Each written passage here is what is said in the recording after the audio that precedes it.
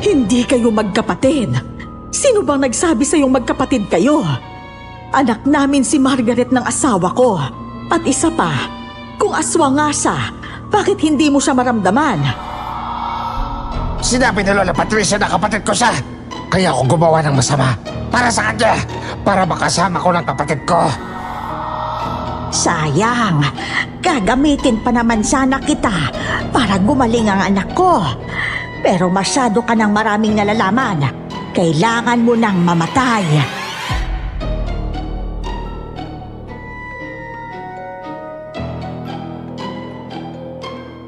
Minsan talaga, ang mga tao'y mapanghusga at mapanghinala. Base lang sa panlabas na anyo ng isang tao o ng kakaiba niyang alaga. Itago niyo ko sa pangalang Margaret. Kasama ko si Inang Kayla nang lisanin namin ang tahanan namin. Ang tanging hangarin namin ay ang makahanap ng tahimik na lugar. Isang lugar na walang huhusga sa amin. Lalo na sa aking inang. May sunog ang kalahating mukha, palaging nakaitim, at may alagang uwak. Dahil doon, napagchismisan kami sa baryo. May lahi raw kaming aswang. Para lubos niyong maunawaan ang aming pinagdaanan, samahan niyo ko. Ako si Margaret, at ito ang aking kwento. Bago ko simulan ng storya, huwag kalimutang mag-subscribe bilang suporta sa ating channel.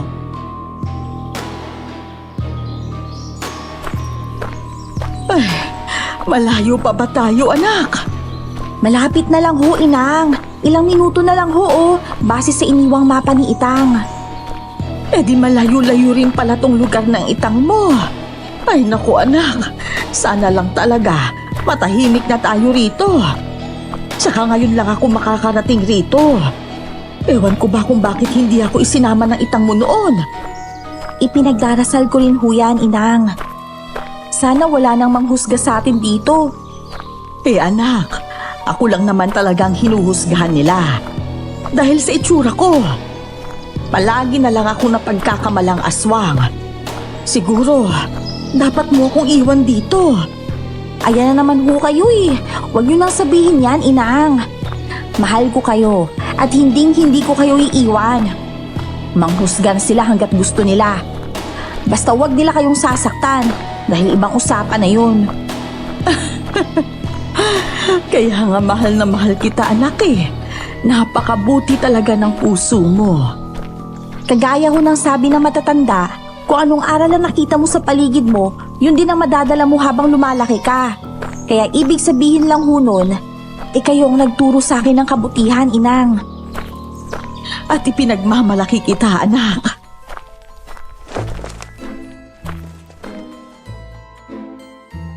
Marahan kong inakbayan si Inang. Tahimik kaming nagpatuloy sa paglalakad. Ilang sandali pa, nakarating kami sa isang maliit na baryo.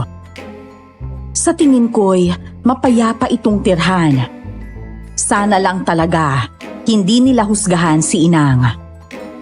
Tinungo ko ang isang binata para magtanong tungkol sa bahay ni Itang Rodi.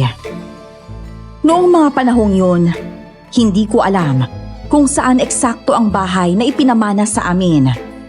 Kaya nangangapa pa talaga kami ni Inang.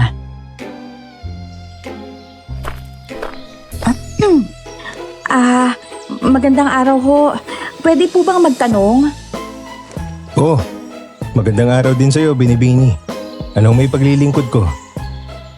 Hinahanap po namin kung saan yung bahay ni Itang Rodi eh. Kay Mang Rodi. Doon lang sa malapit sa sementeryo. Pero huwag ka mag-alala. Hindi naman yun sobrang lapit. Tato lang multo doon. Sigurado. Maraming salamat po. Hahanapin na lang ho namin ang sementeryo. Tayo na ho, Inang. Ay, teka. Pwede ko kayong samahan. Libre lang. Basta sa katulad mong maganda. Ngayon ka lang ba nakakita ng maganda, ha? Uy, grabe ka naman. Pero seryoso. Sa lahat ng babaeng nakita ko, ikaw talaga ang pinakamaganda. Salamat. Tayo na ho, Inang. Para makapagpahinga na ho kayo.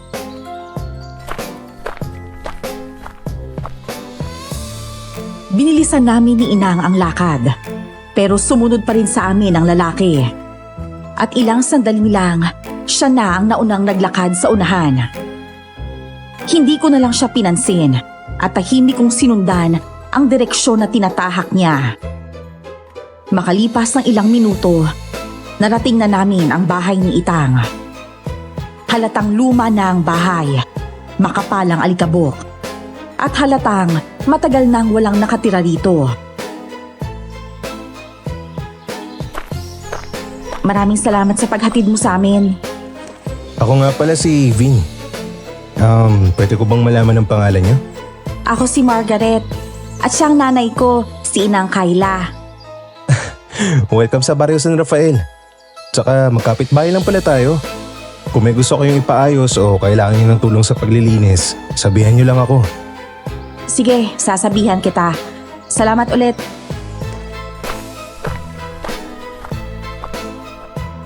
Nung araw ding yun, naglinis kami ni Inang. Hindi ko man siya tinawag para tumulong, pero nagpumilit si Vin. Kaya naman, mabilis natapos ang gawain at maaga rin kaming nakapagpahinga. Ngayon, 1 linggo na kaming nakatira sa lugar ni Itang. Maayos naman ang mga tao rito, pero syempre, may ilan pa ring napapatingin kay Inang. May maliit na sakahan si Itang na naiwan at unti-unti naming inaayos yun upang mapakinabangan. Isang hapon, muling bumisita si Vin. Halos araw-araw na siyang tumatambay. At minsan pa, sinabi niya na gusto raw niya akong ligawan. Pero hindi ko siya sinagot.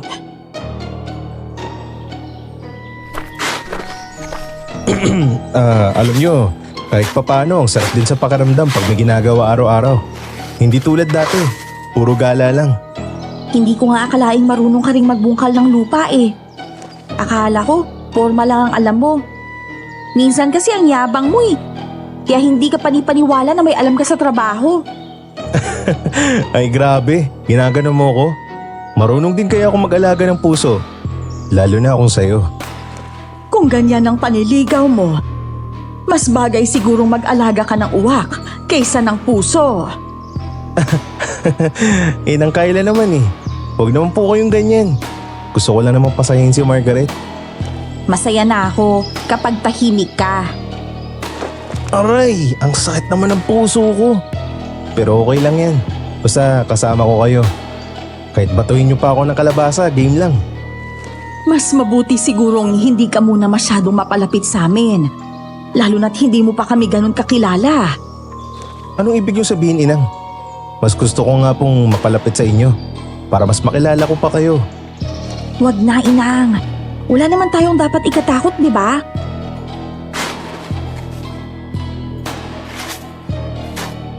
Ayoko sanang bigyan ng mali siya ang sinabi ni Inang. Pero alam kong may ibig siyang ipahiwatig. May mga bagay siyang pinipiling hindi sabihin sa akin. Lalo na tuwing sumasapit ang gabi at nagsisimula na namang gumalaw ang kanyang mga mata. Parang may binabantayan siya sa dilim. 1 linggo na kaming naninirahan sa lugar ni Itang. Tahimik, malamig ang simoy ng gabi. Pero tuwing hating gabi, may kakaibang ihip ng hangin. Hindi ko alam kung ako lang ba ang nakakaramdam o kung may kakaiba talaga sa paligid. Kinabukasan, nagwawalis ako sa labas habang si Inang ay nagdidilig ng halaman. Maya-maya, lumapit ang aming kapitbahay, si Lola Patricia. Nagulat pa ako nang biglang sumulpot din si Vin.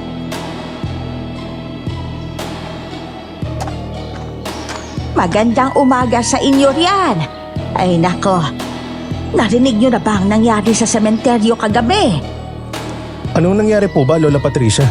Nako anak, may natagpo ang patay na hayop doon. Pangalawang gabi na yan na may ganyang pangyayari.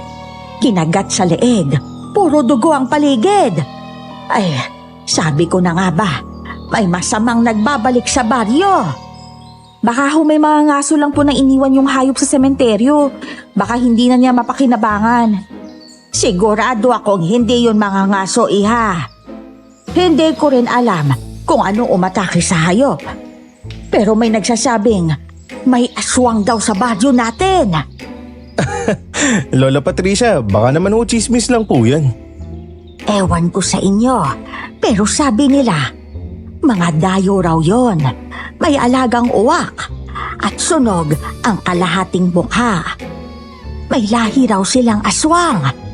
Simula raw nang dumating sila, nagkakaganyan na.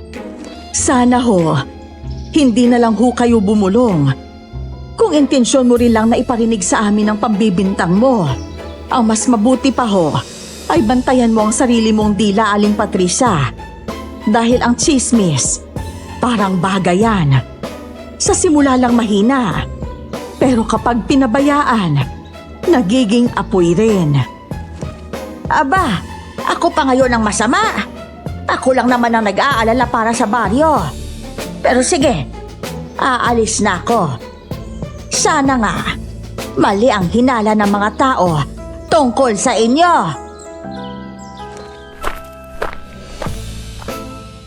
Pagkaalis ni Lola Patricia, ramdam ko agad ang bigat ng mga matang nakatitig sa amin. Sa palengke, sa sakahan, kahit sa balon kapag nag-iigib ako ng tubig. Parang may mga matang sumusunod sa bawat galaw namin ni Inang. Ang simpleng pag-aalaga ng uwak, tila naging kasalanan. At ang sunog sa mukha ni Inang, naging ebidensya pa raw ng lihim naming tinatago. At si Vin, kahit ilang beses ko nang sinabihang huwag nang lumapit sa amin, ang loko, hindi talaga umaalis sa tabi namin. Isang gabi, habang naglalakad kami palapit sa sementeryo, hawak ni Vin ang gasera.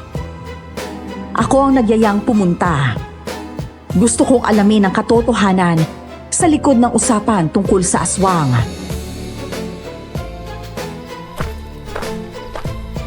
Sigurado ka ba dito, Margaret? Bakit gusto mong pumunta sa sementeryo? Ang dilim-dilim pa. Gusto kong makita kung totoo nga ang sinasabi nila. Ayokong puro kwento lang ang basihan nila sa paninira sa amin. Kung may kakaibang nangyayari, gusto kong malaman ang totoo. Ha? Paano kung aswang nga yun? Baka kainin pa tayo ng buhay eh. Sana ako na lang ang nagpunta. Hindi mo na kailangan sumama. Mukhang takot ka nga eh. Vin, gusto kong malaman ang totoo. Hindi ako papayag na akusahan nila si Inang ng walang basihan. Alam kong wala siyang ginagawang masama. Shh! Parang may kaluskos. Oh, doon oh. Diyos ko, patay ang kalabaw, Vin. Tingnan mo, sariwa pa ang sugat niya. Tadtad ng kagat. Hindi tao ang gumawa nito. Imposible rin namang hayop lang. Imposibleng taong may gawa.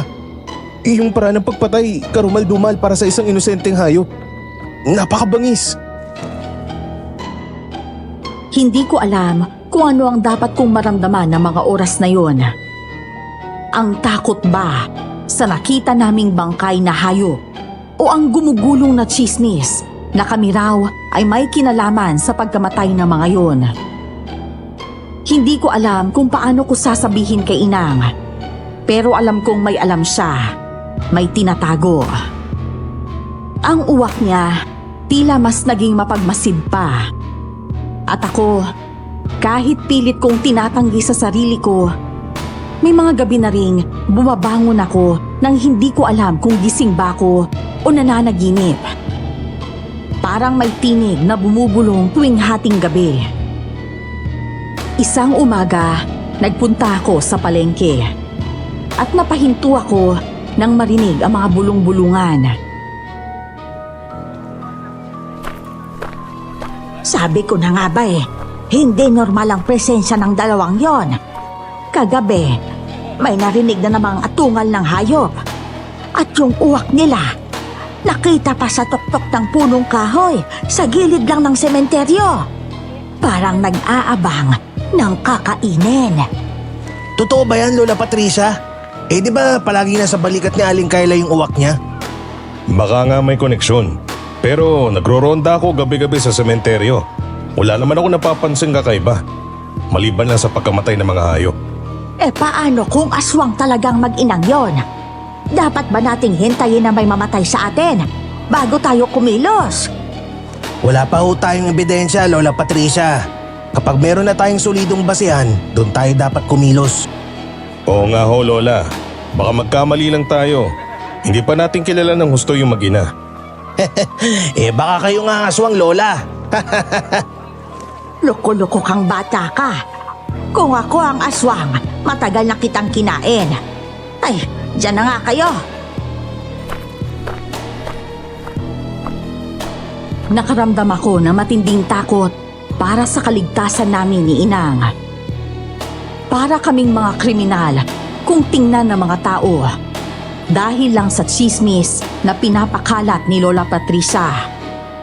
Pati pangalan namin, buhay namin, at ang katahimikang pilit naming hinahanap. Mawawala kung mananahimik lang kami. Hindi sapat ang umasa na kusa silang titigil. Dahil minsan, ang tunay na halimaw, hindi yung nasa kagubatan, kundi ang nasa isipan ng taong ayaw tumanggap ng katotohanan.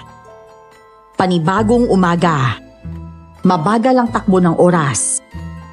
Kami ni Inang, tahimik na naglilinis ng silong ng bahay.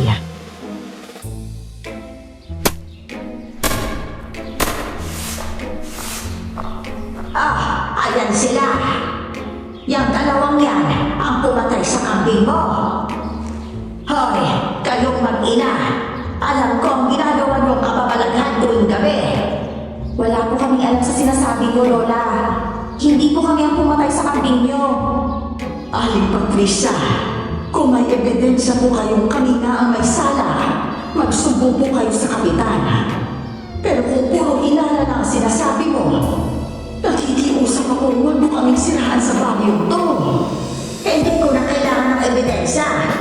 Kita ko ang bakas ng dugo sa likod bahay niyo. Tingnan mo yung uwak mo. Ang tapa. Gabi-gabi pa namang nakakakain ng sariwang karne. Tama na po, Lola Patricia. Hoy, mga chismosa. Magsiuwi po kayo. Hindi kayo nakakatulong. Kayo pa nakakatagdag sa gulo eh. Tama na, Lola. Baka mapahiya lang kayo. Wala kayo sa pang-ebidensya para pagbintangan sila. Ay nako, hindi ako mapapahiya, Paulo. Sila ang dapat mahiya. Simula lang dumating yung mag-inang yan. Sunod-sunod na ang kamalasan. Ngayon, hayop, pagkatao ng isunod. Pinatuloy niyo pa ang may mga dugong aswang dito sa bagyo natin. Umalis si Lola Patricia na galit pa rin. Makatalim ang mga mata niya, nakatitig sa amin, hanggang sa tuluyan na siyang lumayo. Napabutong hininga na lang ako. Ang katahimikan, yun ang mas lalong nagbigay-bigat sa paligid. Salamat, Vin, sa pagtatanggol sa amin. Kung wala ka kanina, baka sinugod na ni Lola Patricia si Inang. Wala yun, Margaret. Pero sana tumigil na si Lola Patricia sa pang-aakusa. Ramdam ko naman hindi kayo aswang. O kahit kaano-ano nila. Sa kanya kasi nagsisimula ang paglala ng chismis eh. Basta, hindi kami aalis dito dahil lang sa mga paratang niya. Lalo na't wala naman kaming kasalanan. Hindi ko masabi kung kanino ako galit. Kay Lola Patricia na hindi tumitigil sa paninira o sa sarili ko. Dahil pakiramdam ko, wala akong magawa para matigil ang pagdududa ng mga tao.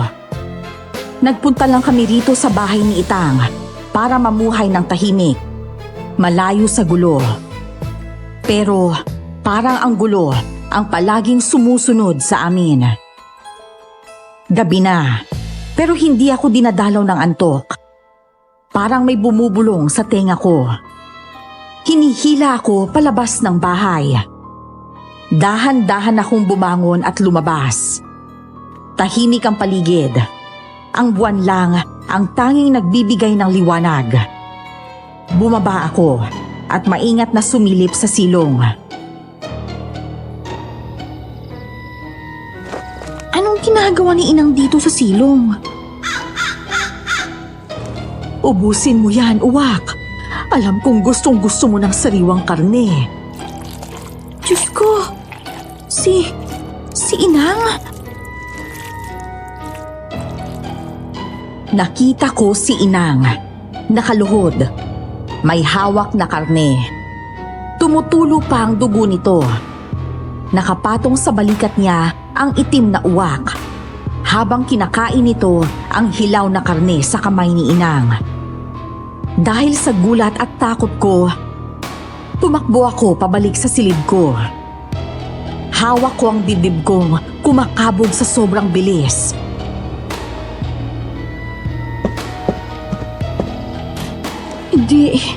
Hindi pwede. Hindi siya ganun. Hindi ko alam kung totoo ang nakita ko o namamalikmata lang ako. Pero naroon ang dugo, ang uwak, si Inang. Halos mabingi ako sa lakas ng tibok ng puso ko. Pinilit kong kumbinsihin ang sarili ko na wala kaming lahing aswang, na may paliwanag sa lahat ng yon. Kinaumagahan, tahimik kaming nag-aalmusal ni Inang. Nilagyan niya ng sabaw ang mangkok ko. Hindi ka kaagad lumabas ng silid mo kanina. Ayos ka lang ba, anak? Medyo masama lang po ang pakiramdam ko, Inang. May lagnat ka ba? Ay, nagtimpla ako ng tsaa. Inumin mo yan. Pampalakas ng katawan para hindi na lumala. Inang, kagabi ba may kinatay po kayong manok? Wala akong kinatay na manok, anak. Bakit mo ba natanong yan? Wala lang ho. Akala ko lang kasi mag-iihaw tayo ng manok eh. Maliliit pa ang mga manok natin, anak. Pero kung gusto mo, ibibili kita. Nako, wag na ho, Inang. Ayos lang ho. Siguro sa susunod na lang. Pagkatapos naming kumain, uminom ako ng gamot. Kinuha ko din ang mga maruruming damit para maglaba. Habang naglalakad, hawak ko ang basket ng labahin. Napatigil ako sa isang bahagi ng lupa na tila bagong hukay.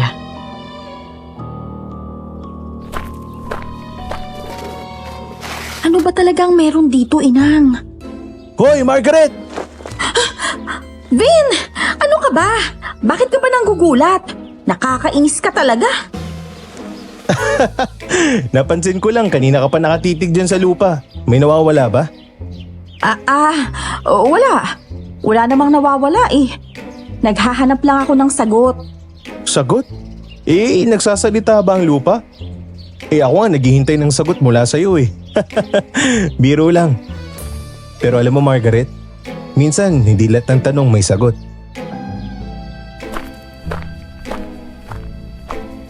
Hindi ko na lang sinagot si Vin.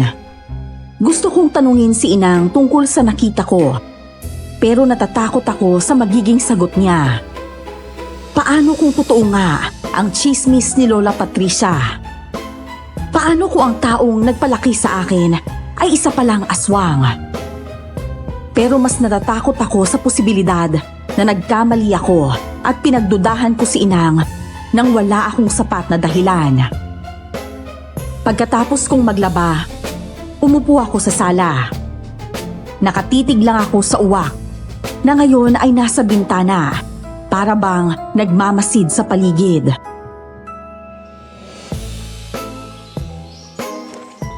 Ano ka ba talaga? Sinong tinatanong mo? Ang uwak ba? Wala akong binigay na pangalan sa kanya. Alam mo bang matagal na sa akin yan? Bago ka pa pinanganak. Itinuring ko siyang kaibigan at tagapagbantay.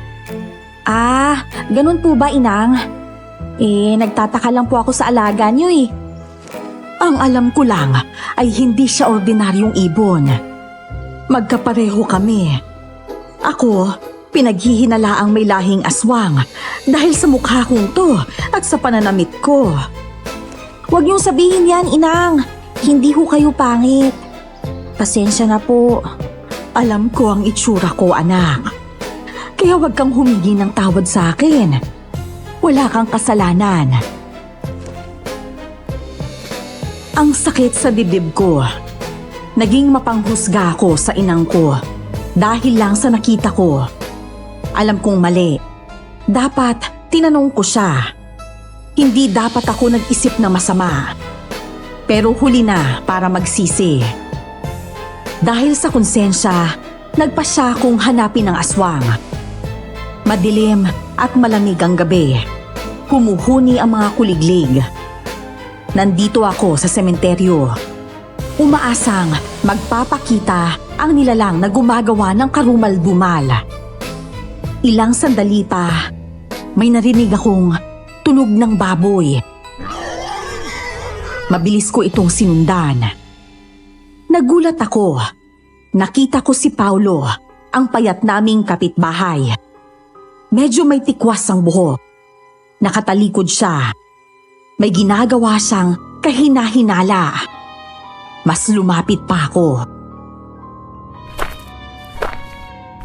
Anong ginagawa niya? Biglang lumingon si Paulo. Nagtama ang aming mga mata. Nanlilisik ang sa kanya. Nanlamig ang katawan ko. Bigla siyang tumakbo. Iniwan ang patay na baboy sa sementeryo. Paulo! Paulo, sandali lang! Sino yan? Manong Gerald, may pinatay pong baboy. Tumakbo ko si Paulo. Ha? Si Paulo? Wala naman ako nakita. Nasaan ang sinasabi mong baboy? Ayun ho, oh. Teka lang, asa na yun? Nandyan lang yun kanina eh. Tingnan niyo ho, nandyan pang bakas ng dugo. Iha, hindi dugo yan. Pintura lang yan. Natapon yan kaninang umaga. Alam mo, baka namamalikmata ka lang. Kung ako sa'yo, umuwi ka na, gabi na. Kaya kayong pinaghihinala ang aswang eh. Kahit gabi, pag-ala-gala pa kayo. Sige ho, Manong. Aalis na po ako.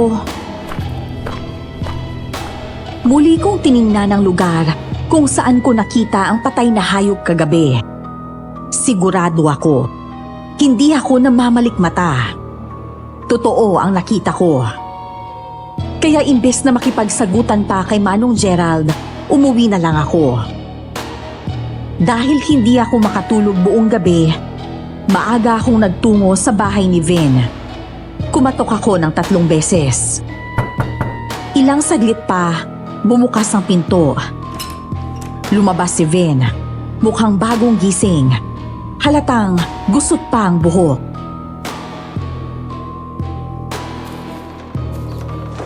Uy, Margaret!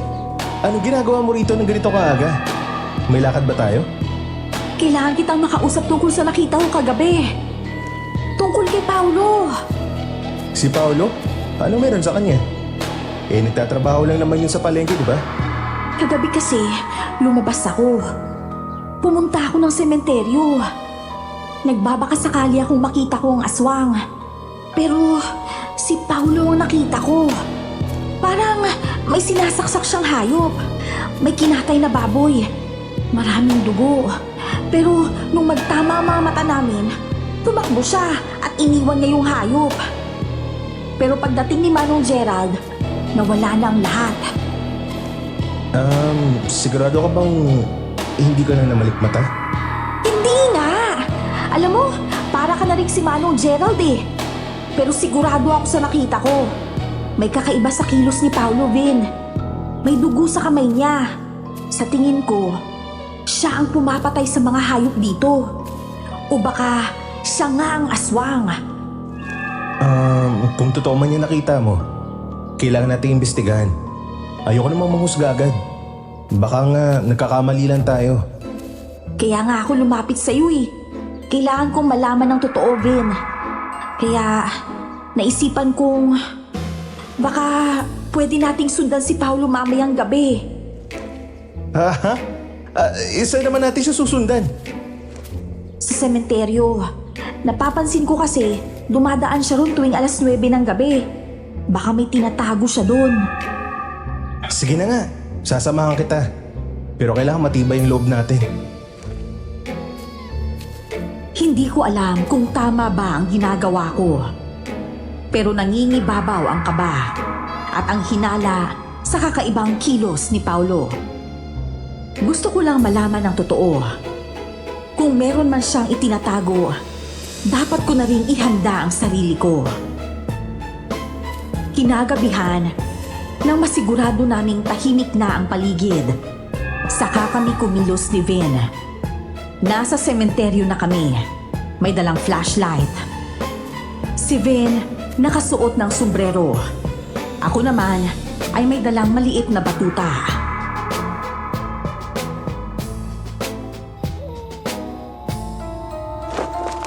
Nakakatakot pala dito sa gabi. Amoy patay. Tsaka parang may nabubulok na kung ano. Shh! Huwag kang maingay. Teka lang. Ayan o, may anino. Oo nga. Si Paulo ba yan? Hindi ako sigurado. Pero may dalang sako at parang may laman pa. Teka lang. Biglang nawala yung anino. Ayun siya sa likod ng puntod. Diyos ko. Vin, nakatingin siya sa atin. Nakatingin nga. Putik, tumakbo na tayo. Patakbo na sana kami nang biglang lumitaw mula sa likuran ang isang halimaw. Maitim ang buong katawan, mahahaba ang mga kuko, at mapula ang mga mata. Isang aswang na nilikha mula sa bangungot.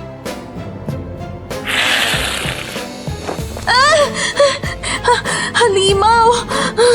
Tumakbo na tayo, Margaret! Takbo! Sige! Nagkatinginan kami at sabay na tumakbo palabas ng sementeryo. Pareho kaming naghahabol ng hininga habang mabilis ang tibok ng puso namin. Hindi ko inakalang totoo ang kinatatakutan ko. Hindi lang basta hinala ang nakita ko. May halimaw sa sementeryo. At si Paulo, hindi ko alam kung siya ang halimaw o kung siya ang nagpapakain dito. Isa lang ang sigurado ako. Hindi naligtas ang buhay naming dalawa ni Vin. Hingal na hingal kami habang nakaupo sa sahig. Binigyan niya ako ng isang basong tubig.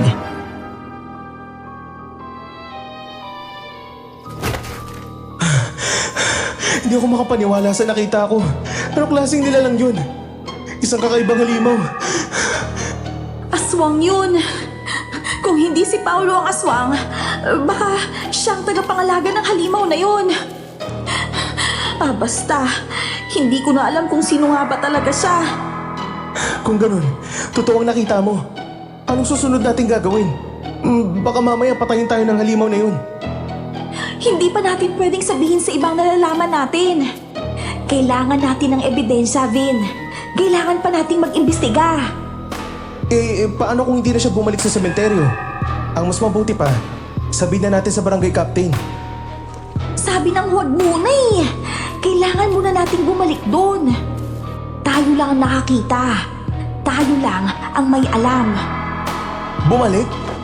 Margaret naman eh. Baka doon na tayo bawian ng buhay. Muntik na nga tayo mamatay doon kanina eh. Pero kung hindi tayo kikilos, sino ang gagawa nun? Kung hindi tayo, walang ibang gagawa. Hindi ba pwede maghintay muna tayo? Magplano. Maghanap ng albularyo o kahit pulis. Tama ka, Vin. Kailangan nating maghanap ng albularyo. Buong gabi akong hindi nakatulog.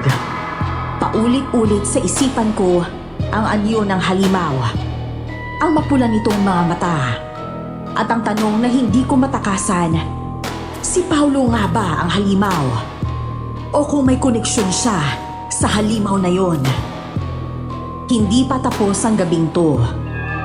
Hindi pa ito ang huli naming pagkikita. Kinabukasan, hindi ako mapakali. Tama si Vin. Kailangan namin ng albularyo.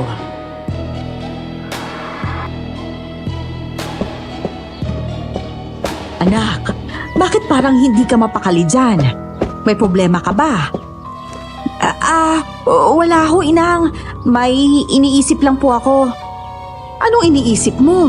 Sabihin mo sa akin, baka naman matulungan kita. Iniisip ko ho kung sana ako pwedeng makahanap ng albularyo. Albularyo? Eh bakit naman? Anong kailangan mo sa albularyo? Gusto ko lang pong malaman kung may aswang nga ba dito sa baryo, Inang. Nagulat si Inang sa sinabi ko. Pero hindi ko na sinundan pa ang tanong ko. Hindi pa ako handang marinig ang sagot niya. Unti-unti nang nabubuo sa isip ko ang koneksyon ng lahat ng nangyayari. Ang mga gabi ng pagkawala ng mga alagang hayop sa baryo. Baka ngayon, magkakaroon na rin ng kasagutan. Magtutulungan kami ni Vin para mailigtas ang baryong ito mula sa halimaw. Kaya't laking pasalamat ko nang pumunta siya sa bahay kinabukasan. Agad ko siyang hinila papasok. Vin, samahan mo naman ako mamaya sa sementeryo. May gusto lang akong kumpirmahin. Sa sementeryo na naman? Huwag sa gabi ha. Pasensya ka na. Hindi talaga ako magpapakabayani. Baka makita ko na naman yung halimaw. No thank you. Ang buwag mo naman. Pero oo, ngayong umaga tayo pupunta. Wala namang aswang sa umaga, di ba? Abay, kung multo lang, kaya ko pa. Pero aswang? Naku, baka mauna pa akong sumigaw kaysa sa'yo. Oh, kayong dalawa dyan. Anong pinagbubulungan nyo dyan? Nag-aaway ba kayo? At ano tong naririnig kong sementeryo? Kung pupunta kayo doon, huwag kayong mag-iiwan ng kalat. Respeto yun para sa mga yumao, kahit pa sementeryo yun. Opo, Inang Kayla. May bibisitahin ho yatang multo tong anak niyo eh. Aray ko! Bakit ka ba nananakit? Hindi ho kami magkakalat, Inang. Gagala lang ho kami ni Vin. Gala? Sa sementeryo? Eh, hindi ba pwedeng sa parke o sa palengke na lang? Ay nako, kayong mga kabataan talaga ngayon. Hindi ko na kayo maintindihan. Aling Kayla, baka himatayin na lang kayo kapag nalaman nyo anong klaseng trip meron tong anak nyo.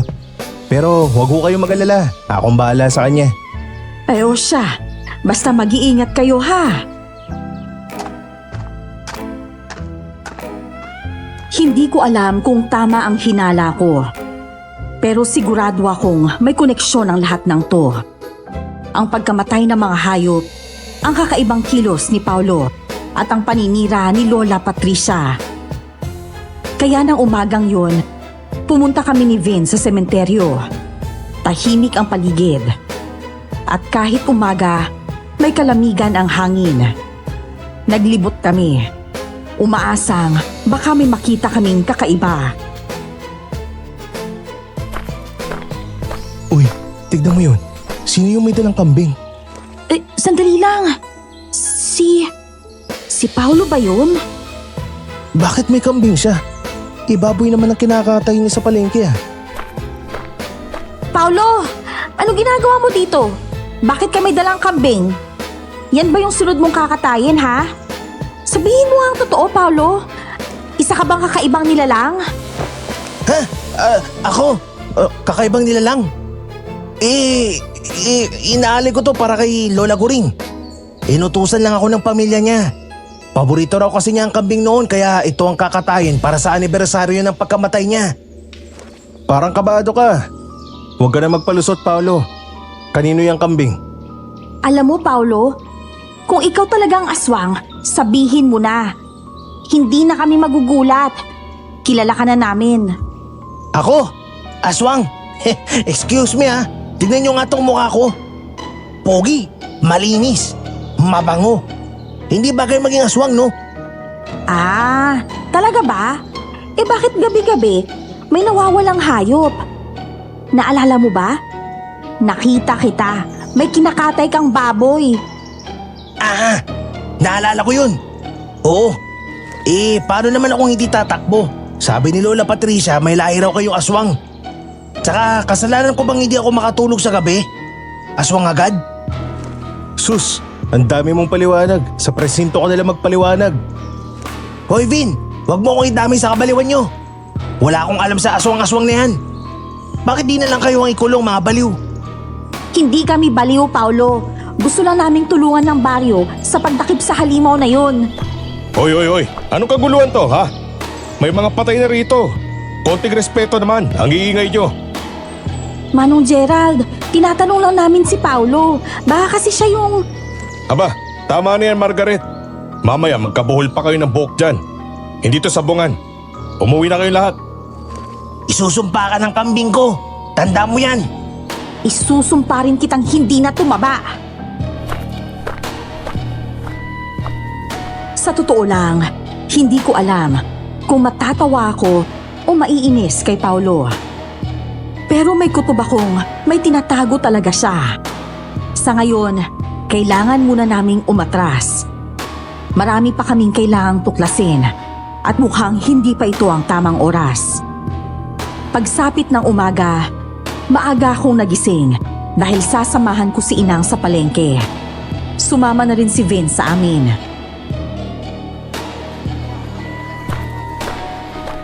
Ang daming tao ngayon ah. Parang may pista. Pero tignan mo, lahat sila parang umiiwas sa atin. Nako, sanay na ako dyan, no? Ganyan talaga kapag tinatakan kang dayo na may lahing aswang. Ay nako, andito na naman kayo. Mga dayong salot sa baryo namin. Hindi kayo bagay dito. Pati sa sementeryo, gumagawa kayo ng eksena. Akala nyo ba hindi namin malalaman yon? Magandang umaga rin po, Lola Patricia. Masaya pa rin ho ba kayong naninira ng buhay ng ibang tao? Hindi ako naninira. Totoo lahat ng sinasabi ko. At maghahanap ako ng ebidensya para mapalayas ko na kayo rito. Kung ebidensya ho ang hanap nyo, hanapin nyo rin sa sarili nyo, Lola. Baka nga mas marami pa kayong tinatago kaysa sa amin eh. Mag-ingat ka sa mga sinasabi mo, Iha. Hindi mo alam ang sinusuong mo. Teka, panakot ba yan? Kasi kung pangtakot yan, kulang sa convincing power eh. Dagdagan nyo pa, Lola.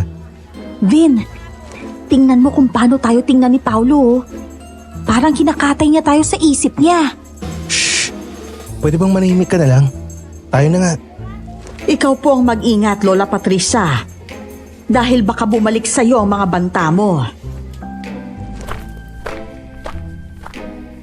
Tumindig ang balahibo ko sa titig ni Paulo. Pero mas kinilabutan ako sa sinabi ni Inang. Hindi yun basta galit. Parang nagbibigay ng babala.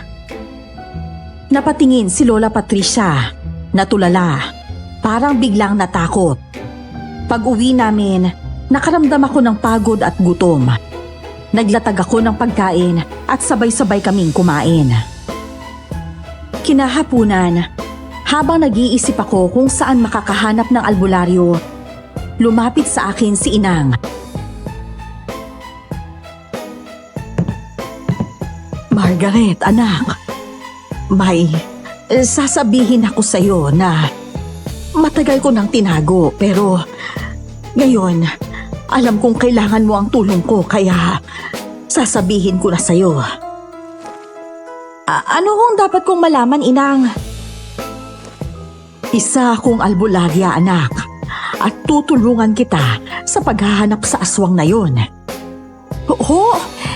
Isa ho kayong albularya, Inang? Oo, anak. Pero hindi ko lang alam kung pwede mong manahin ang kakayahan ko dahil lang anito ang pumipili ng susunod na manggagamot. Hindi ko sinabi noon dahil gusto kitang bigyan ng normal na buhay. Pero hindi pa rin yun nangyari. Kita mo naman, nasunog ang mukha ko. Ano ba talaga nangyari sa mukha niyo, Inang? Bago ka pa isinilang, isa na ako sa mga magaling na albularya ng bayan namin. Pero nang mabuntis ako ng tatay mo, nagbago ang lahat. Hindi ko alam kung bakit pero sinunog nila ang bahay natin. Sa pagpupumilit kong iligtas ka, nahulugan ako ng apoy sa mukha. Pero hindi ako nagsisisi dahil nailigtas kita, anak. Ganun po palang nangyari. Patawarin niyo ho ako, Inang. At salamat po dahil gusto niyo pa rin akong tulungan. Pero ano ho bang meron kay Itang? Bakit parang nagbago ang lahat? Kamusta kayo? Pasensya na, narinig ko lahat. Pwede ba akong sumama sa paghahanap niyo sa aswang? Oh, Vin! Seryoso ka ba? Eh di ba nga, takot na takot ka nung nakita mo yung halimaw na yun? Seryoso ako, Margaret. Matapang na ako ngayon. Ano, sama niyo na ako? Sige na nga, ayos na rin yun. Tsaka, mas panatag na ako ngayon, Vin. Dahil may albularya na tayong kasama. Yun ang simula ng aming paghahanap sa aswang. Haharapin na namin ang takot para matapos na ang pagbibintang sa amin. At kahit gaano pa kahirap ang susunod na hakbang, lalaban kami. Alam naming dayo lang kami, pero isang bagay ang sigurado. Wala kaming lahing aswang. Nung araw ding yun, gumawa si Inang ng iba't ibang pangontra. Kami naman ni Vin, nagdikdik ng bawang at naglagay ng asin sa mga garapon. Kinagabihan, handa na kami. Sigurado ba tayo sa gagawin natin? Baka naman pwedeng ipagpabukas na lang to. Pakikipagkita sa aswang to, hindi date. Hindi pwede. Kung hindi natin to haharapin ngayon, magpapatuloy ang takot sa baryo at kami pa rin ang masisisi. At gusto ko na rin ng tahimik na buhay. Si Lola Patricia, naghihintay lang ng dahilan para mapalayas kami. Kailangan na nating patunayan na wala kaming kasalanan. Kung hindi ko lang gusto mapatunayan sa'yo na mahal kita at kaya ating ipagtanggol, Margaret, baka hindi ako sumama ngayon. Aba, salamat ha. At naging inspirasyon pa pala ako. Kaya ipakita mo na ngayon ang tapang mo. Tumahimik muna kayo. May nararamdaman akong presensya. Malapit na siya. Aswang na ho ba yan? Handa na akong lumaban. Kailangan kong talunin ang sarili kong takot para magtagumpay tayo. Kahit nanginginig ang tuhod ko, pinilit kong tumayo. Hindi pwedeng umatras. Lahat ng panguusig, lahat ng masamang tingin sa amin, gusto ko nang matapos. Kung ang harapin ng aswang ang tanging paraan para mamuhay kami ng normal, gagawin ko. Si Vin na mayabang, ramdam kong natatakot din. Pero hindi siya umatras. Si Inang naman, tila sanay na sa ganitong laban. Bigla kaming nagulat. Isang anino ang lumitaw mula sa likod ng punong malapit sa libingan. May dala itong karit. Mapupula ang mga mata. Hindi masyadong matangkad. Walang pakpak, pero may sungay. Tanging liwanag ng buwan at lampara ang nagsisilbing ilaw. Ay, anak na kalabaw! Nandiyan na yung aswang! Itong asin, ubusin mo! Hindi kami natatakot sa'yo! Sa ngalan ng liwanag, lumayas ka! Hindi ka dapat nandito. Ha! Walang saysay ang mga dala niyo sa akin. Bakit hindi tinatablan, Aling Kayla? Hindi ba't sinabi niyo epektibo yung mga yan? Hindi ko rin maintindihan. Nararamdaman ko ang presensya ng aswang pero may kakaiba. Hindi siya normal. Hindi man lang tayo nilalabanan. Parang may mali sa aswang na to, Inang. Tara na, umatras na tayo. Mukhang hindi tinatablan ng pangontra. Hindi to ordinaryo halimaw. May mali talaga. Nararamdaman ko ang presensya ng isang aswang. Pero bakit ayaw niyang lumaban? Bakit hindi siya tinatablan? Tama si Vin, Nay. Umalis na muna tayo. Nang gabing yun, hindi lang halimaw ang humarap sa amin, kundi tanong na mas mabigat pa. Anong klaseng nilalang ba ang nakita namin? At bakit hindi siya tinatablan ng liwanag? Hindi ko inasahang mangyayari yun. Akala ko matatapos na sa gabing yun ang lahat. Pero hindi pa pala. Ang halimaw na nakita na namin, tila immortal. Hindi tinablan ng kahit anong pangontra. Ni hindi man lang siya lumaban. Tumakbo kami pa uwi. Basang-basa kami ng pawis. Hindi lang dahil sa pagod, kundi sa takot. Pero ang pinakamasaklap ay ang isiping baka mali kami ng hinala.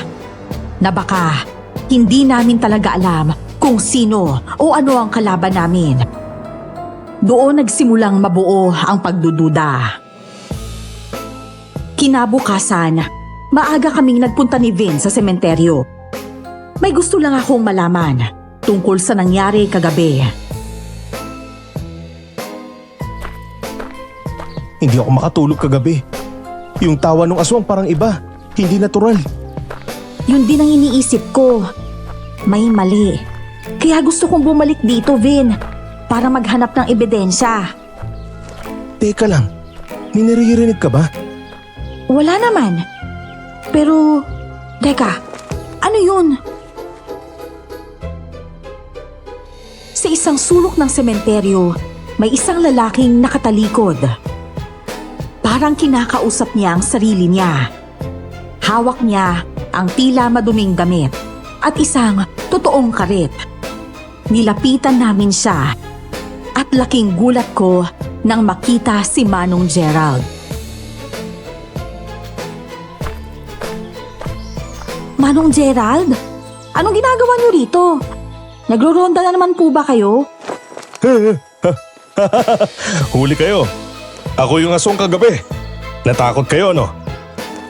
Ano? Anong ibig niyong sabihin? Eto, costume lang yan. Gusto ko lang kayong takutin. Kita nyo naman, gumana, di ba? Takot na takot kayo kagabi. Bakit niyo naman ginawa yun, Manong? Alam niyo naman kung gaano kami pinapahirapan dito sa baryo, di ba? Pinagbibintangan kami. Tinataboy kami. Tapos sa inyo, katuwaan lang. Nakakaliw naman kayong tignan habang natataranta. Saka, para saan pa yung mga lumang gamit sa bodega, di ba? Sayang lang kung hindi magamit. Saka, hindi ko naman kasalanan kung bakit kayo pinapalayas. Si Lola Patricia ang dapat yung sisihin. Manong, sa susunod huwag kayo magbibiro ng ganyan. Alam niyo yung pinagdadaanan ni Aling Kayla dahil sa mga akusasyon. Hindi niyo kami naiintindihan kasi wala kayo sa kalagayan namin.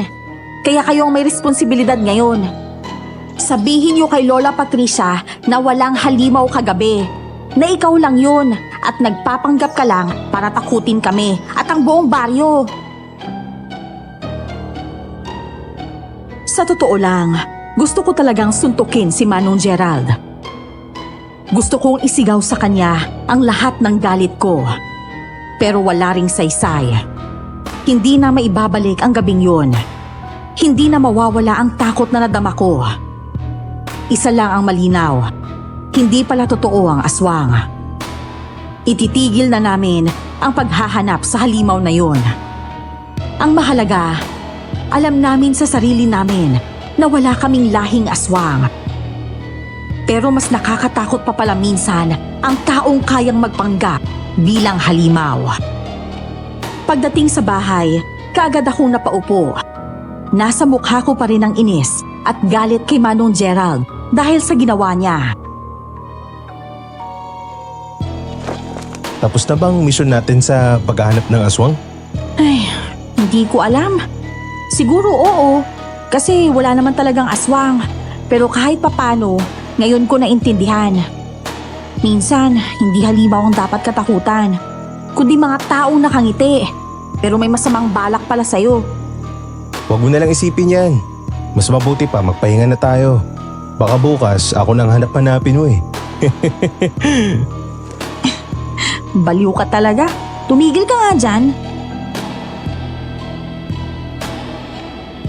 Hindi namin nahanap ang tunay na aswang kasi wala pala talaga. Pero natagpuan ko ang katotohanan. At minsan, sapat na yun. para manahimik ang puso ko.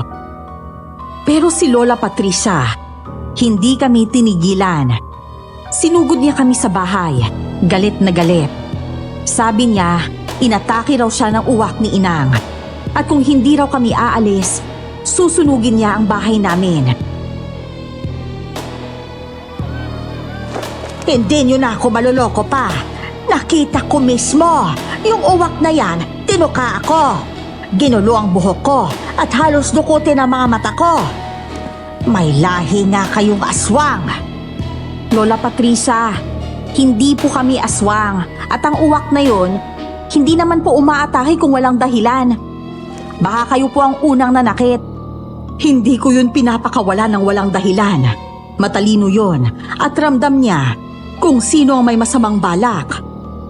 Aba, ako pa ngayon ang masama. Pagsulpot nyo dito, nagkakamatayan ng mga hayop gabi-gabi. Huwag nyo akong gawing tanga, Kayla. Hindi ba mas makakabuti kung hahanapin natin ang totoong aswang kesa basta na lang kayo manghusga? Lahat na lang ba ng dayo aswang? Hindi na sana kita papatulan, pero sumusobra ka na. Ilang ulit na naming sinasabi, hindi kami aswang. At wala kaming lahing aswang. Abay, lumayas na kayo rito. O gusto nyo bang sunugin ko ang bahay nyo? Isama nyo pa yung alaga mong demonyong uwak. Lola, hayaan niyo na lang silang umalis. Tayo-tayo na lang naman ng taga dito. Huwag na tayong gumawa ng gulo. Seryoso ka ba, Paulo? O baka ikaw ang totoong aswang? Pinagtatakpan ka lang ng matandang yan. Ang bilis ng pangyayari. Sa gitna ng alita namin, bigla na lang lumipad ang uwak ni Inang Kayla. Mabilis siyang bumaba mula sa bubungan at sa gulat naming lahat, tinuka niya si Paulo ng sunod-sunod sa braso. Napasigaw si Paulo, napaatras at agad tumakbo palayo, papuntang sementeryo. Pero hindi siya iniwan ng uwak. Sinundan siya nito sa madilim na daan na para bang may isinisigaw na sikreto. Oh, ayan! Oh, nakita nyo? Yung uwak na yan, hinahabol si Paulo. Mga halimaw kayo! Hindi mo ba narinig ang sigaw ng uwak? Parang may gustong sabihin. Hindi basta-basta ang kilos niya. Lola, may tinatago si Paulo. Hindi niyo ba napapansin? Lagi siyang nawawala tuwing gabi. Baka naman, tumahimik ka. Isa kang batang walang respeto sa matanda. Wala akong pakialam kahit may tinatago si Paulo. Basta kayong mag-ina, lumayas kayo dito sa baryo. Makinig naman po kayo. Bigyan niyo po kami ng pagkakataon. Hindi kami lalaban kung yan ang gusto niyo. Pero hayaan niyo kaming patunayan na wala kaming lahing aswang. Nakaramdam ako ng halo-halong emosyon. Takot, galit, at pagkabigo. Akala ko, matapos naming malaman na walang aswang sa baryo, matatapos na rin ang bangungot. Pero nagkamali ako. Sa halip na kapayapaan, mas malalang gulo ang sumalubong sa amin. At ang mas masakit, yung palalayasin kami kahit wala naman kaming ginagawang masama. Hindi ko maintindihan kung bakit ganito kabilis magbago ang tao. Kung bakit mas pinipili nilang maniwala sa bulong kesa makinig sa katotohanan. Pero hindi ako susuko.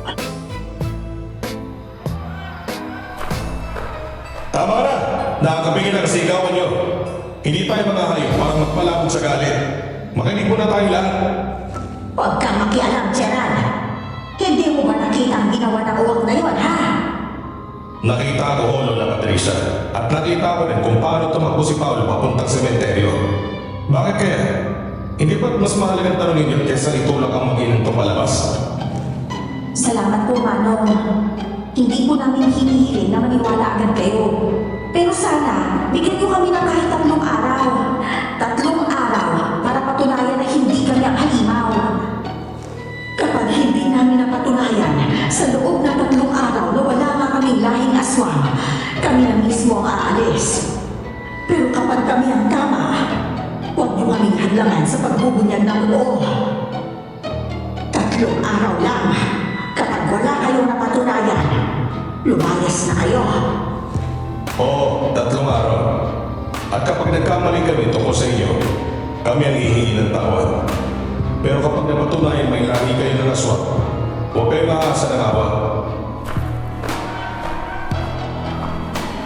3 araw.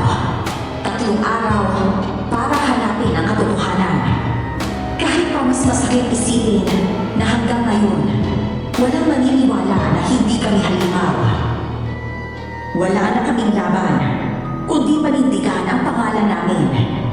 Hindi para patunayan na wala kaming lahing aswang, kundi para ipakita kahit dayo kami, may karapatan din kami mabuhay ng tahimik at may dangal.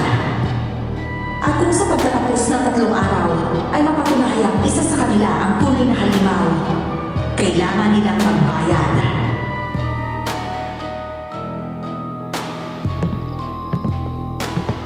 Inang, hindi ko alam kung kakayanin pa natin ang labang to.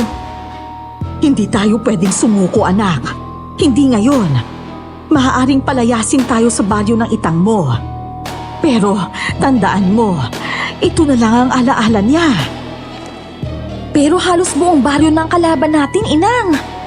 Kahit buong mundo pa yan, basta't alam mong totoo ang pinaninindigan mo, lalaban tayo. At alam ko na rin ang sikreto ni Lola Patricia, anak. Hindi pa naman buong baryo. Kakampi niyo ako. Vin, salamat ha. Mula nun, ikaw na ang kakampi namin. Alam kong mababait kayo. Tsaka, love naman kita eh.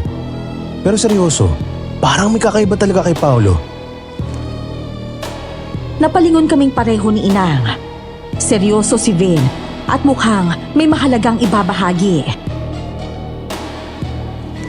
May napansin ka bang kakaiba sa kanya? Oo, palagi siyang pawisan kahit malamig. Tapos may amoy siya eh.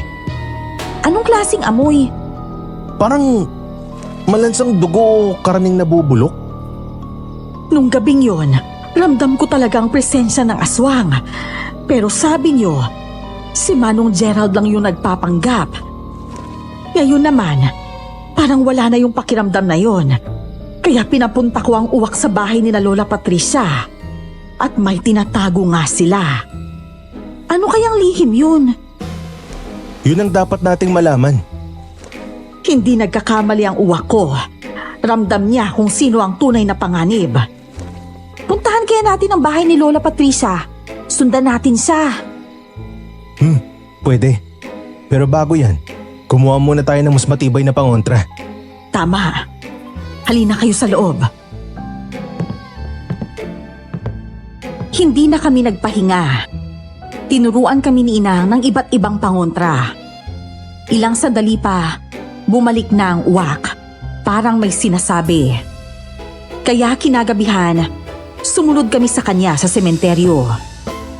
Umaalingaw-ngaw ang huni ng uwak habang dumapo ito sa isang lumang lapida. Kumakabog ang dibdib namin habang dahan-dahan kaming lumalapit. At doon namin nakita si Paolo, nakatalikod sa amin. Bigla siyang humarap. Kakaiba na ang anyo niya. Kumikislap ang mga mata at ang balat niya'y tila dumidilim. Teka, nag-ibang itsura ni Paolo. Isa siyang aswang. Tama ka. Kaya siya sinugod ng uwak. Matagal na siyang sinusundan. Paolo, ikaw ba talaga yan? Isa kang aswang. Narito na kayo. Mabuti naman. Matagal ko na kayo hinihintay. Hindi kami tatakbo. Lalaban kami sa'yo. Sige, labanan niyo ako. Pero ikaw, Margaret, ikaw ang susunod na magiging halimaw. Wala kaming lahing aswang. Hindi mo siya magagawang katulad mo. Bakit mo to ginagawa, Paolo? Bakit mo sinasabing magiging katulad mo ko? Dahil kapatid kita. At dapat maging aswang ka rin tulad ko. Hindi ko alam kung anong dahilan ng paglakas ng tibok ng puso ko. Pwedeng dahil sa takot o dahil sa matinding galit. Nilapitan ako ni Paulo at hinawakan ang braso ko. May malamig at matalim sa kanyang haplos, kaya nanindig ang balahibo ko. Tinitigan niya ako, umaasang magbabago ang anyo ko. Pero walang nangyari. At doon, nagbago ang itsura ng mukha niya. Hindi dahil sa pagiging aswang, kundi dahil sa pagkabigla at galit. Bakit? Bakit hindi ka nagbago? Dapat pareho tayo! Dapat! Hindi kayo magkapatid. Sino bang nagsabi sa iyong magkapatid kayo? Anak namin si Margaret ng asawa ko. At isa pa, kung aswang nga siya, bakit hindi mo siya maramdaman? Ang aswang, nakakaramdam ng kapwa niya aswang. Hindi totoo! Sinabi ni Lola Patricia na kapatid ko siya. Kaya ako gumawa ng masama. Para sa kanya, para makasama ko ng kapatid ko. Kung hindi lang ako nawala ng pakiramdam sa kapwa ko aswang, hindi niya ako maloloko. Anong ginawa mo, ha? Ikaw ba yung pumapatay sa mga hayop? Sumagot ka! Oo, ako. Ako ang pumapatay ng mga hayop para ipakain sa anak na aswang ni Lola Patricia. Ginamit na lang ako. Bakit mo siya sinunod, Paulo?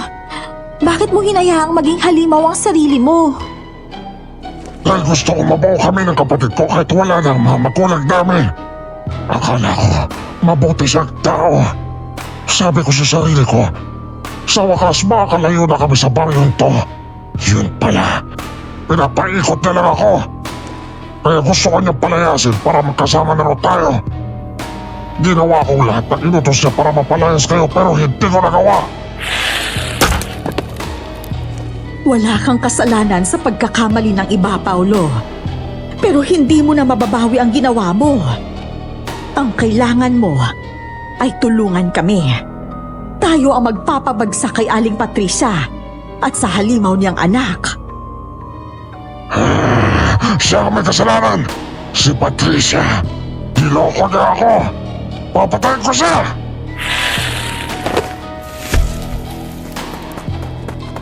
Bigla siyang umalis para sugurin si Lola Patricia. Tulad ng isang hayop na gutom at galit, tinakbo niya ang madilim na daan patungo sa bahay na matanda. Wala na siya sa tamang katinuan. Nilamo na siya ng galit. At alam naming wala na ring atrasan pa. Mabilis naming sinundan si Paulo. Hinawakan ko ang palda ko at tinakbo ang mabatong sementeryo. Naririnig ko ang yapak ni Vin at si Inang naman ay may hawak pa ring baston. Hindi na ito ordinaryong gabi. Ito'y gabi ng paghaharap at paniningil.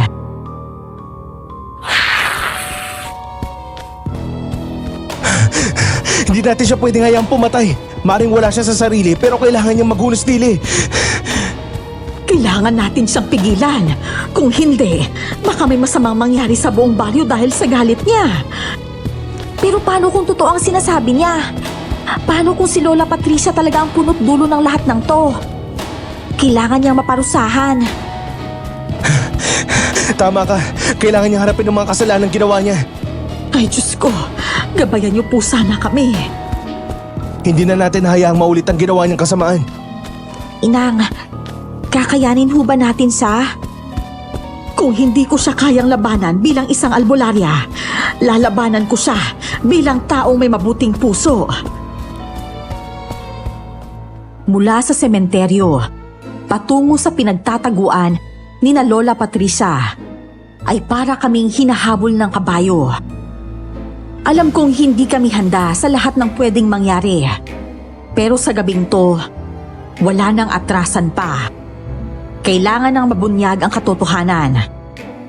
At kung may kailangang harapin, hahayaan kong ilabas ng bawat isa ang tunay nilang anyo, tao man o halimaw.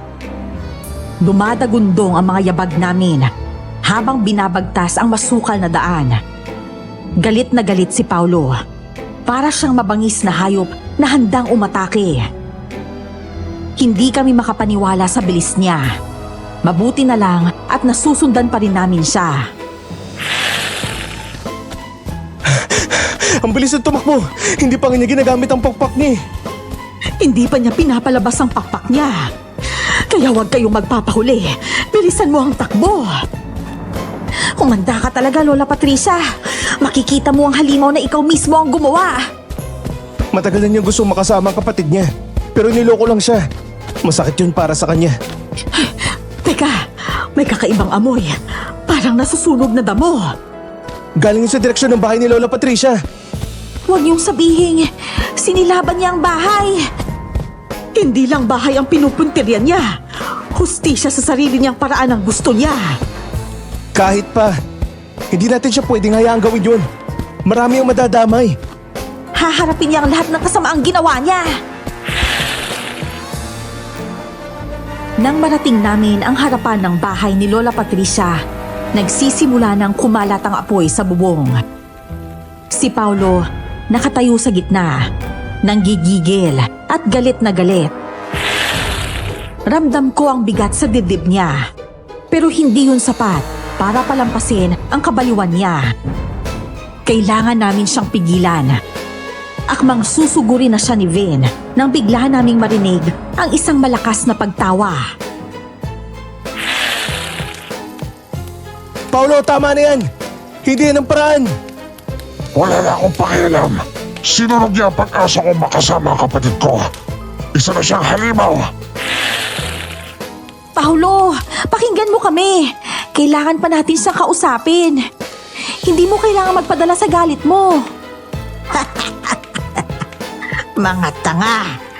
Akala niyo ba mapipigilan niyo ako? Matagal na akong gising.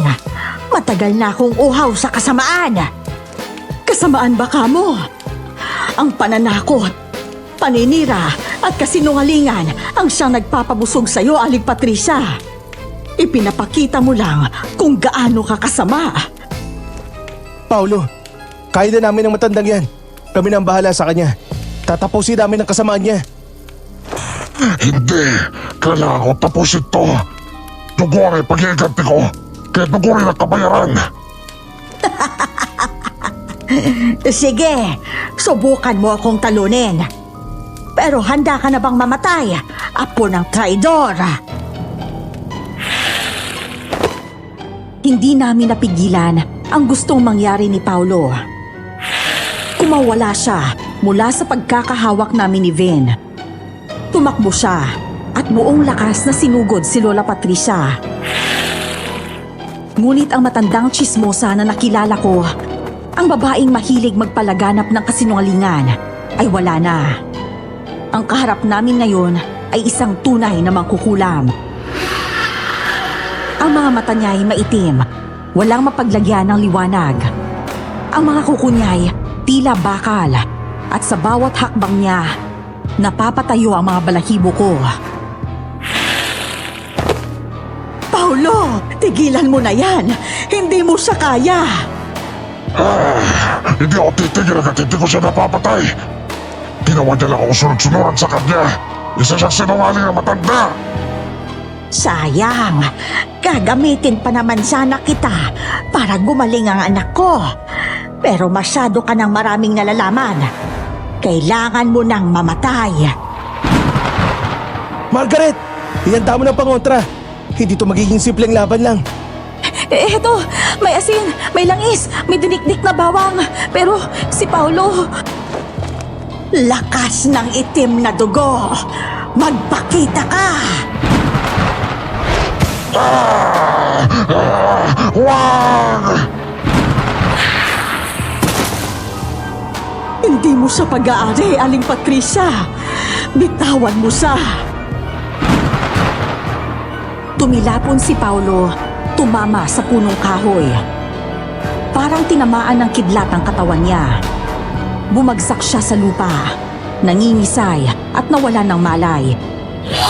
Umiiyak ako habang pinipilit siyang gisingin. Nanginginig ang kamay ko, ngunit alam kong wala akong magagawa para sa kanya. Si Vin, galit na galit, pero nanatiling nakapako ang tingin kay Lola Patricia. At si Inang, matatag, habang nakaharap sa mangkukulam. Hindi ka lang matandang tsismosa. Isa kang salot sa mundong to. At ikaw, isa kang traidor, Paolo. Pinili mong protektahan ang mga mahisina. Margaret, kapag humina ang depensa niya, itapon mo sa kanyang asin at itong langis sa may orasyon. Oo, sige. Panginoong makapangyarihan, ang liwanag mo'y iligtas kami sa dilim. Hindi mo ako matatalo, Kayla. Hindi mo kaya ang itim na kapangyarihan. Ngayon na, Margaret! Para sa lahat ng sinaktan mo, itong nababagay sa'yo. Isinaboy ko ang asin at langis na may orasyon, pero nakaiwas siya. Sinalag ito ni Lola Patricia gamit ang anino niya. Biglang lumiwanag ang buwan, at mula sa taas, bumulusok ang alaga ni Inang. Tinuka nito ng tinuka ang mukha ni Lola Patricia habang umiikot ang katawan ng matanda. Paurong ito at nawawala ng balanse. At doon, nagtagumpay si Inang.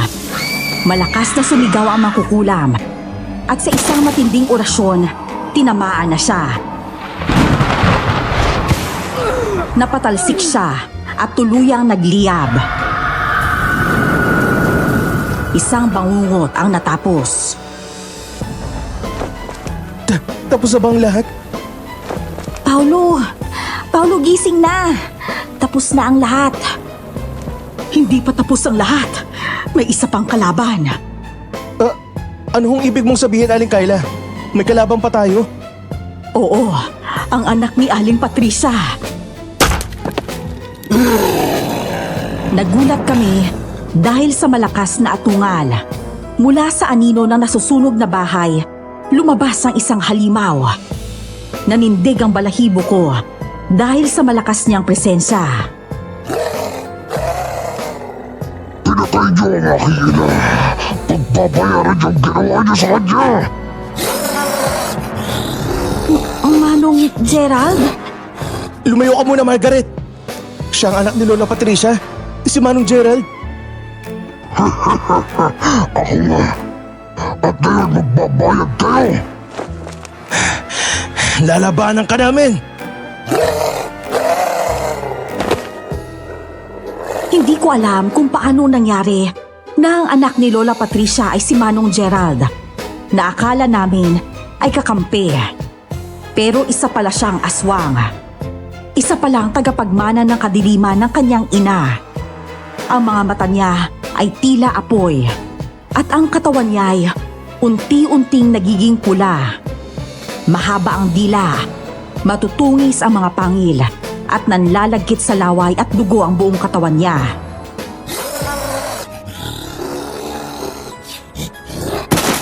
Marami na kayong alam. Kailangan ko na kayong patahimikin. Subukan mo lumapit! Tignan natin kung gaano ka talaga kalakas. Hindi kami papayag na makasakit ka pa ng isang inosente, lalo na ang mga hayop. Magsisindi ako ng kandila para sa proteksyon natin. Kayong dalawa, protektahan niyo ang isa't isa. Akong bahala sa likod. Ang tapang niyo. Lalo ka na, dalaga. Ngayon na, Margaret! Sa kaliwang bahagi! Sa puso mo siya dapat saksakin! Ito na ang katapusan mo!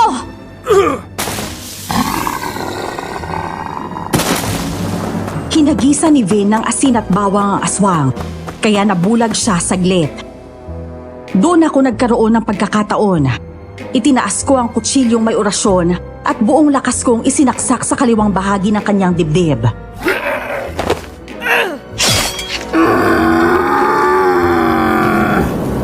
Nang tamaan ko ang puso niya, unti-unti siyang nasunog. Parang tuyong dahon sa ilalim ng apoy. Nawala ang lahat ng ingay. Tanging paghinga naming mga pagod ang natira. Si Vin, mahigpit pa ring nakahawak sa kamay ko. Si Inang, nakaupo sa tabi ni Paulo, na ngayoy dahan-dahang nagigising. Napaiyak ako. Sa wakas, tapos na. Ang halimaw sa anyo ng tsismosa at ang anak nitong nilamon ng sariling kasakiman, ay wala na.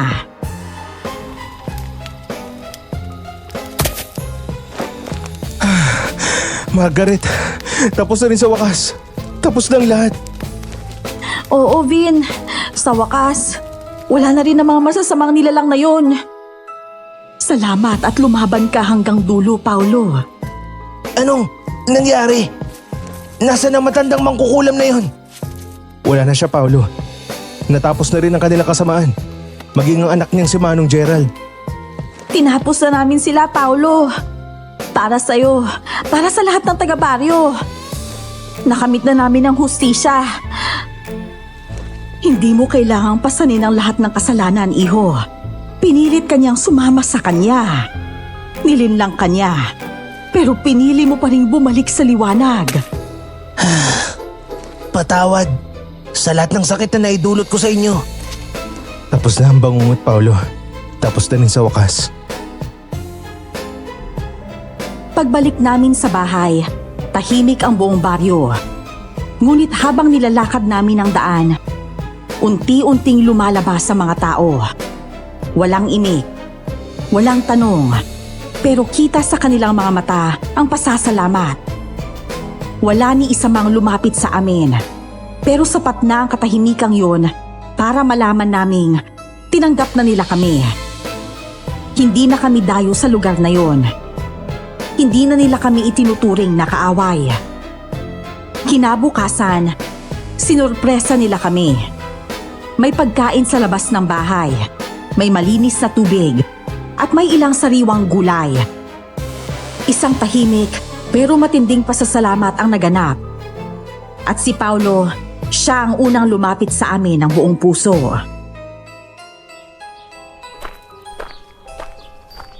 Patawad sa lahat ng kasalanan na gawa ko. Alam ko pinatawad niyo na ako pero gusto ko pa rin humingi ng tawad. Lalo na sa pagtitiwala ko sa maling tao. Hindi ka masamang tao, Paulo. Naligaw ka lang ng landas. Gaya ng karamihan sa atin minsan. Sabi ko nga noon, may kabutihan ka sa puso mo. Naunahan ka lang ng masasamang tao. Lahat tayo ay naging biktima, Paulo. Pero mas pinili mong bumawi. At yun ang mahalaga. Salamat sa inyo. Sobrang salamat. Isang pamilya na tayo ngayon. Lahat ng sugat, gagamutin natin ng sama-sama. Oo nga. Simula ngayon, sama-sama na tayo. Kinagabihan, maliwanag ang buwan. Tahimik ang paligid. Pero may malamig na hangin na tila nagpapaalala na kahit tapos na ang laban, may mga tanong pa ring naghihintay ng kasagutan. Naglalagay ako ng langis sa palad ni Inang nang marinig ko ang mahina nilang pag-uusap sa labas. Sinilip ko sila at nakita kong hinawakan ni Paulo ang balikat ni Vin. Gusto ko lang sana magpasalamat, Vin. Kung hindi dahil sa'yo. Paulo, teka. Bakit? Ano nangyari sa'yo? Vin, anong meron? May kakaiba akong nararamdaman. Hindi ko kayang pigilan. Vin! Ano to? Bakit nagiging... Diyos ko, nagaan yung aswang si Vin. Nanlaki ang mga mata ko nang makita kong nagbago ang anyo ni Vin. Nagkaroon siya ng mahabang kuko. Umitim ang mga mata at halos mapunit ang suot niyang damit. Pero hindi siya umatake. Sa halip, lumuhod siya. Parang nahihirapan. Parang nilalabanan ng sarili. Ilang segundo lang ang lumipas at bumalik siya sa pagiging tao. Pawisan, hinihingal, parang isang bagong silang na sanggol. Akala ko, tuluyan ako mawawalan ng kontrol. Pero kaya ko pala. Ibig bang sabihin, ikaw ang... Mukha ako nga, kalahating aswang. Galing sa lahi ng nanay natin. Nanay natin? Kay tagal niyong hinahanap ang isa't isa. Yun pala, ang Diyos na ang naglalapit sa inyo. Ibig sabihin, magkapatid kayo? Pinagtagpo kaming dalawa na hindi sinasadya. Ako ang tinago ni Itang. Ikaw ang naiwan sa piling ng ina nating nilamon ng kadiliman. Kaya pala pareho tayong hindi tinatabla ng mga pangontra. Dahil iisa ang pinagmulan natin. Pero hindi ibig sabihin nun ay magiging halimaw tayo. Tayo ang pipili ng daan natin.